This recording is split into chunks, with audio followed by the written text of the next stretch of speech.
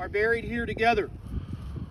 The inscription on their headstone reads, together in Christ they lived, together they died, together with Christ they reign.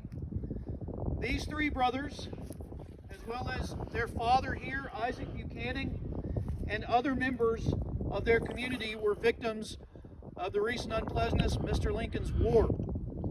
The Buchanan family had come here years before the war, before Arkansas even became a state, and they had helped carve a community out of the wilderness here in northwest Arkansas. They were educated men. They were Christians of the Presbyterian faith. They were good community leaders.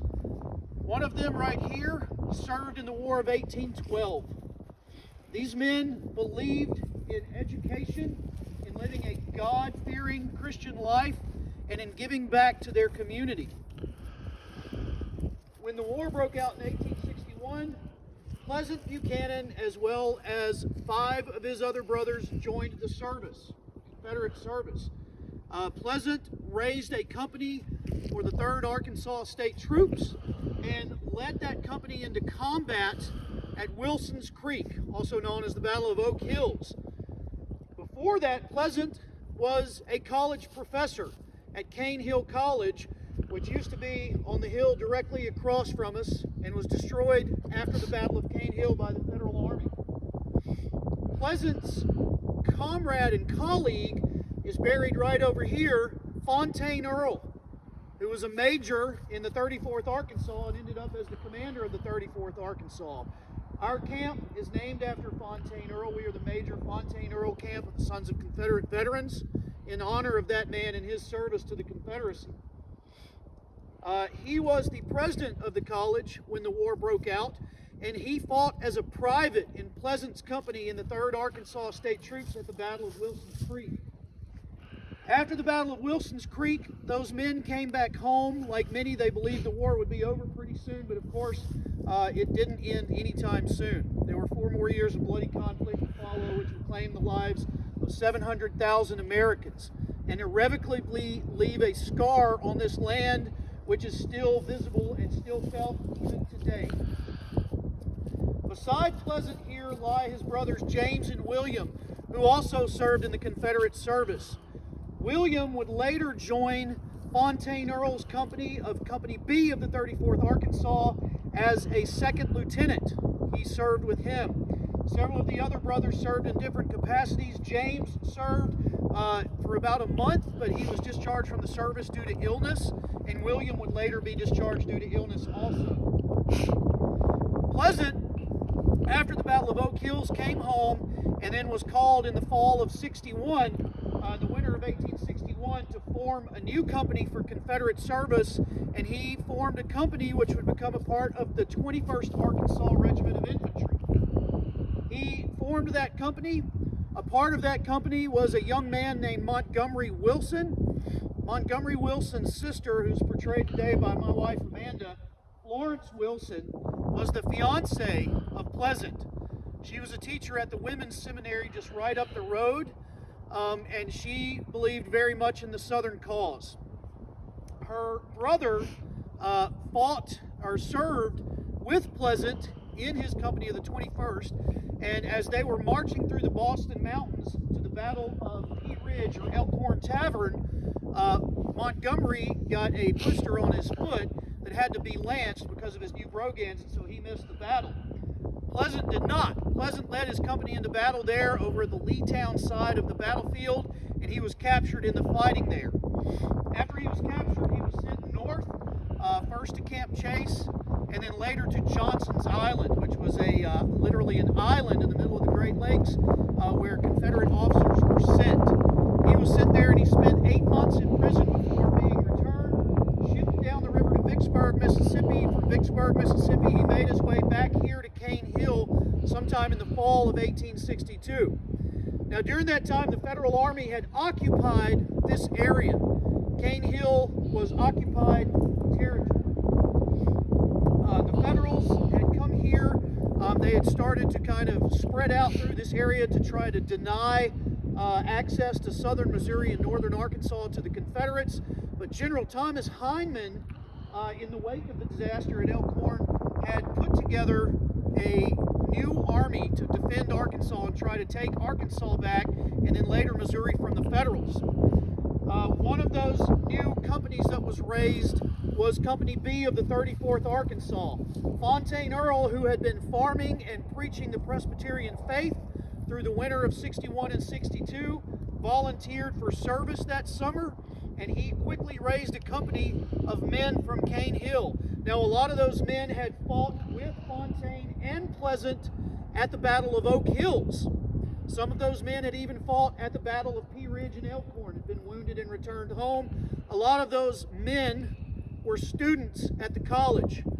This company of men from Cane Hill, Fayetteville, and the surrounding area, some of whom are also buried here, Clem McCulloch, Mr. Russell, several of these other men whose graves are marked by flags, fought in that same company. Pleasant, having lost his command because of his prison service, had been replaced as company commander, and now his unit was fighting in Corinth. Montgomery Wilson, Florence's brother, was with that unit. He was with the Northwest 15th at the Battle of Corinth. After that, in October of 1862, he was discharged, bought a mule, and made his way back here to Northwest Arkansas. Now, we don't know where he was during the Battle of Prairie Grove and Cane Hill, but it's safe to say he was in the area. A week and a couple of days before the Battle of Prairie Grove, Pleasant Buchanan had been acting as a courier and quite possibly a scout for the Confederate Army, delivering dispatches back and forth from Fontaine Earl and the Confederate Army's camp in the Arkansas River Valley to here in Northwest Arkansas. He'd been traveling back and forth. There are mentions of him in the dispatches. And what we do know is that when the Battle of Prairie Grove presented itself, Pleasant decided to fight with Fontaine's company as a private.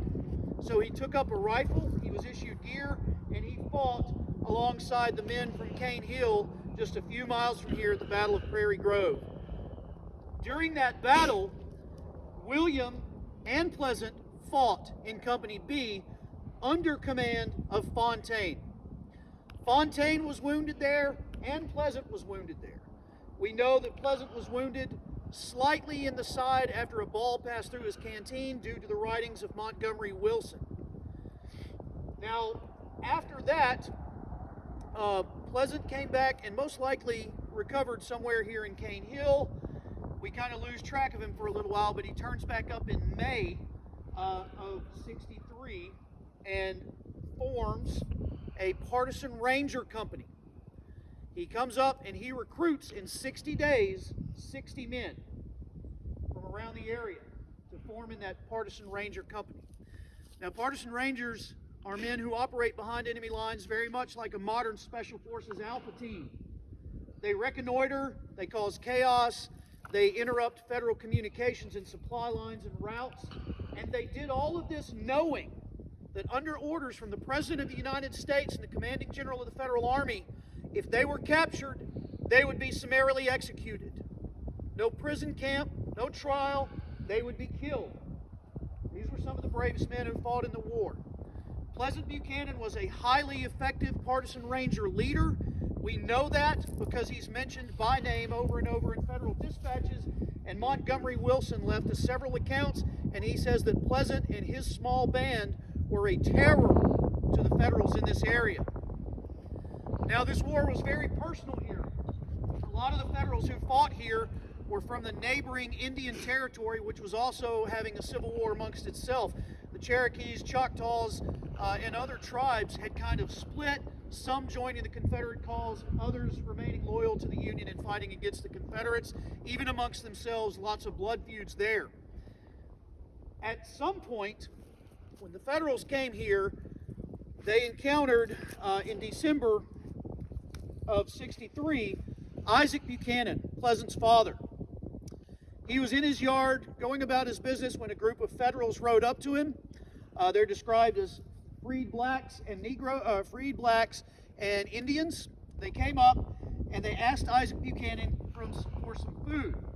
Being the good Christian man that he was, he went into his cellar and he told them to go down and take all that they could carry, which they did. After they were done, they came back out.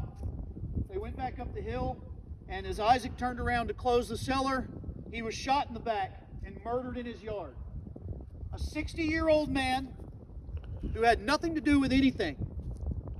His only crime was having 6 sons who decided to support the Confederate cause. And he was murdered in his own yard. His wife was in the home, probably heard the shot, came out in time to see him take his last few breaths. Probably held her husband as his life bled out into the ground and watched him take his last few breaths. And the next thing you know, he was in glory.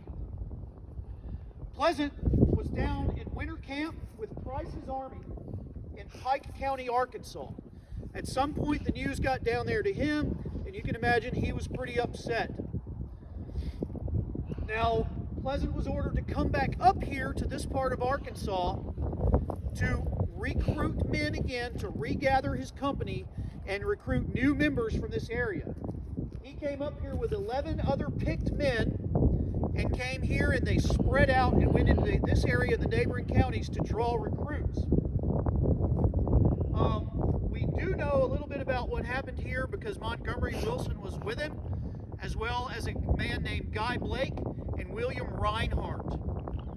Those guys caused a little bit of chaos. Pleasant attacked the federal outpost at Ray's Mill, not far from here, rode into the camp at night, killed a couple of soldiers and wounded a couple of federal soldiers. You can imagine that was a bit of vengeance for what had happened to his father. And then he went about gathering recruits. He gathered his brothers William and James, who were home sick. William and James had both been discharged from Confederate service because of an ailment we're not sure about. Whatever it was, it precluded them from any more combat activities in the Army.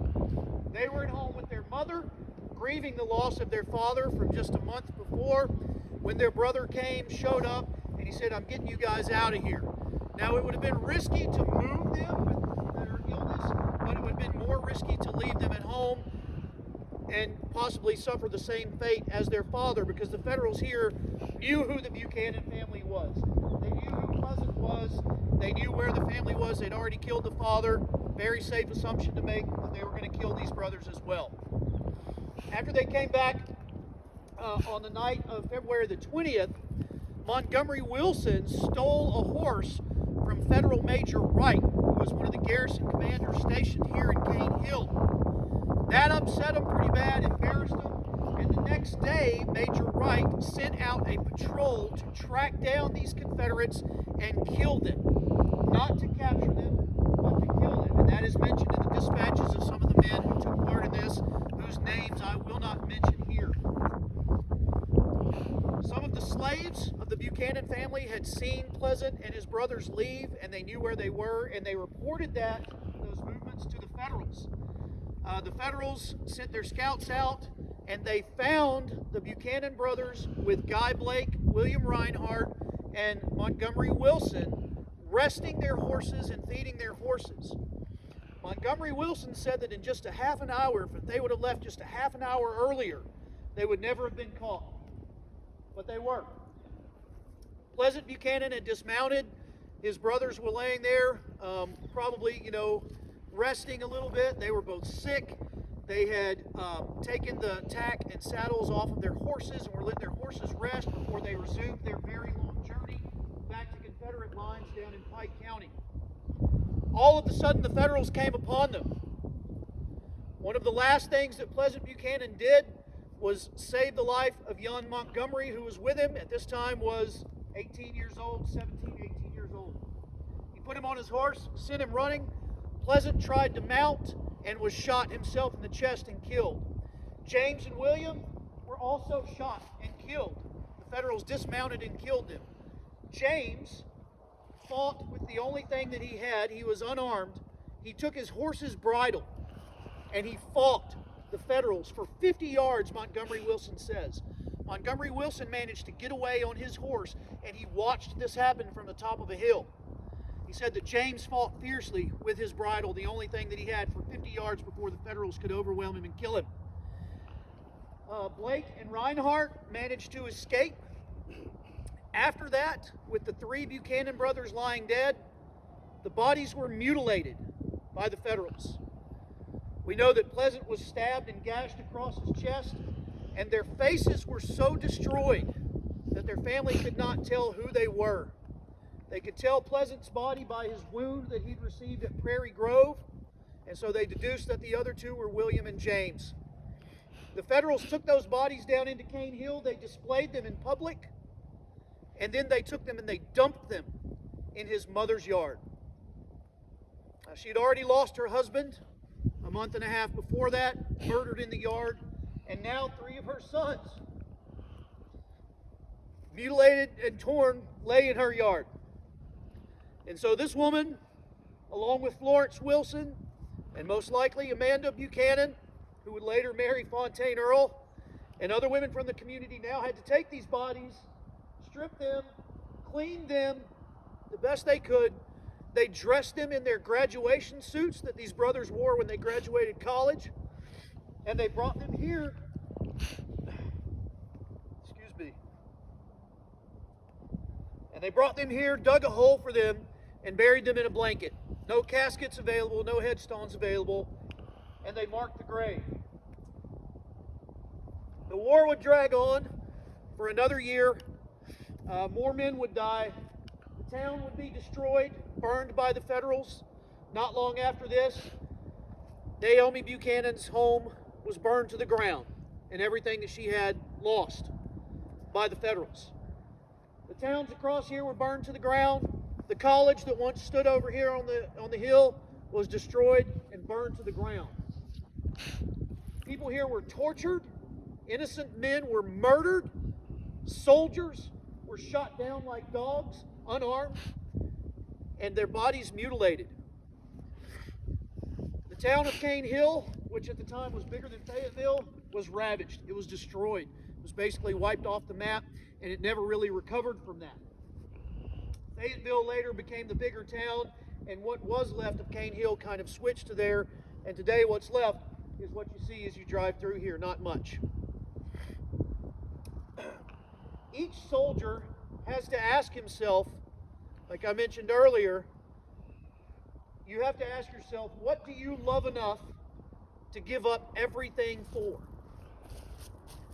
What means so much to you that you would be willing to give your life, your property, the lives of your friends and family, everything for? The Buchanans and others like them answered that. They gave up everything for the belief that state sovereignty should reign over the supreme federal government, and that the people of a state should be able to decide what course is best for them together.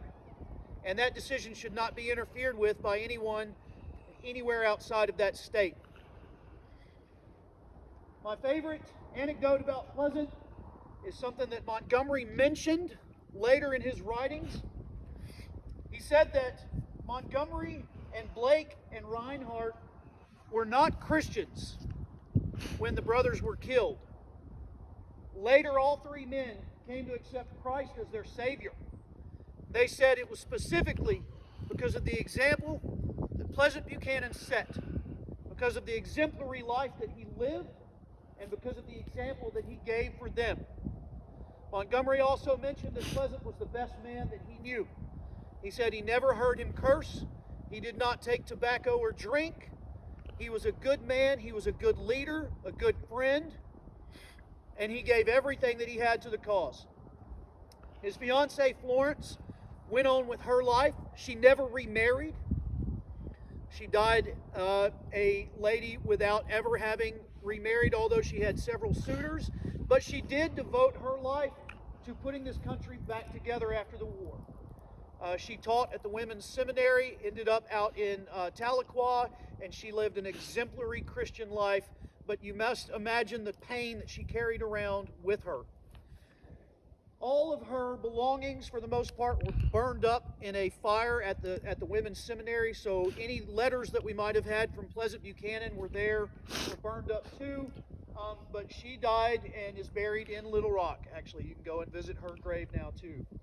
Montgomery Wilson came home from the war, and he could not stay in Cane Hill. Whether it was because of what had happened, because of the memories of what had happened here, or just seeing his home burned to the ground. He left, he led a great life, had children, went on, and later wrote down his memoirs for the Confederate veterans. Those memoirs are available, and it's a really good read. Fontaine Earl, of course, ended up serving as the commander of the 34th Arkansas at the Battle of Jenkins Ferry. He was made the commander after the colonel was killed in battle, and he led them through the rest of the war and then surrendered at Fort Smith in 1865. The rest of the Buchanan family went on about their lives. They dedicated themselves to preaching the Lord's gospel in Presbyterian churches. They became college professors, and they gave back whatever they had to this country that had taken so much from them. So the lesson here is not to lay down and die, but to stand up and to always keep moving forward. Again, that legacy of faith and selfless service is what matters so much here. These men, and these men with these flags that you see all around here, they gave everything they had to the service. They risked everything they had. Some of them died in service. Some of them lived later and died later in life, but they all gave everything they had, the Buchanan family in particular. We're gathered here to pay homage to these men. Now we're going to have the presenting of the colors by Florence.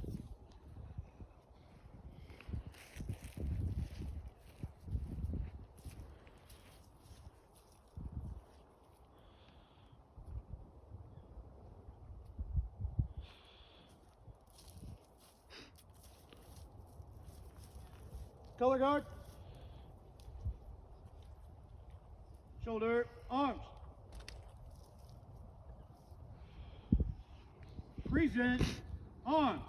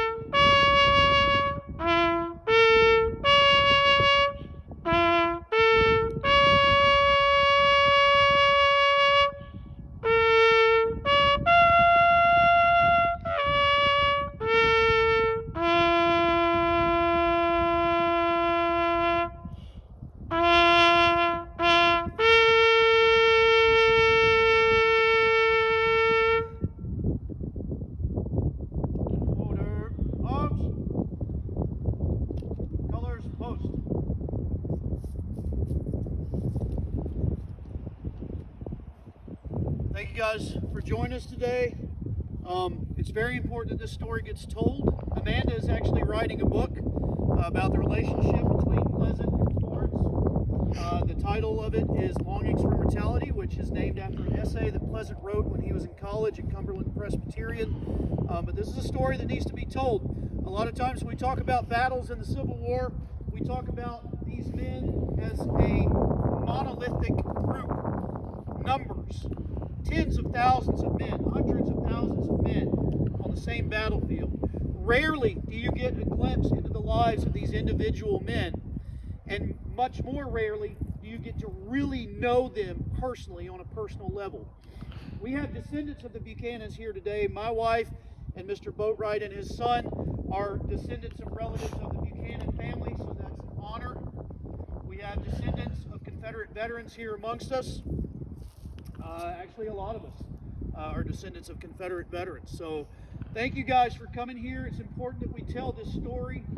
We would like to get more people to come here to hear this story in the years coming. We're going to do this every year. We're going to do the same thing. We'll have the battlefield tour, and then we'll come here to pay respects.